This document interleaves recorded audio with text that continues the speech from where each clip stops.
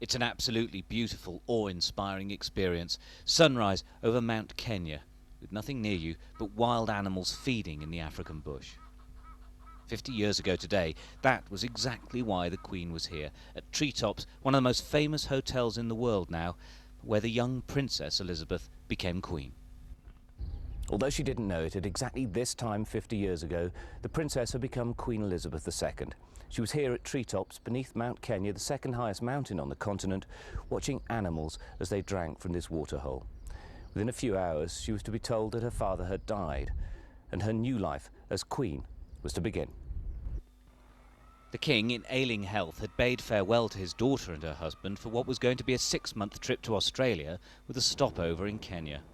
After a hectic series of official meetings, the trip to Sagana Lodge, a Kenya wedding present to the royal couple, and a safari to Treetops were designed as a relaxing break. The original structure was nothing more than a treehouse. The manager decorated one room with curtain fabric to make it a private royal bedroom. This picture has never been seen before. Despite the basic facilities, it was a magical moment for the royal couple. It was so much what the princess could have hoped for, and she was in seventh heaven. It was really perfect, which made it all the more terrible to think that she went up that ladder as a princess and she came down it in the morning as a queen, because that night the king died. Half a century on, the Queen's influence remains hugely important. A reforestation programme was started by her 20 years ago, while game drives here are dominated by references to her accession to the throne. The people haven't forgotten either. Chef Ladislao Nganga cooked for the princess on the day she became Queen. We found this 92-year-old grandfather of 35 in good spirits and full of praise for Her Royal Highness.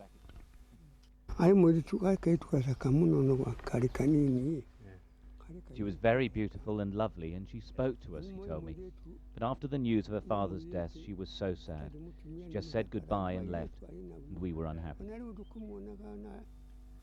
50 years ago, everything changed for the Queen, and much has changed here as well. Treetops was destroyed and later rebuilt. But the watering hole and salt lick that so enchanted the young Queen remain.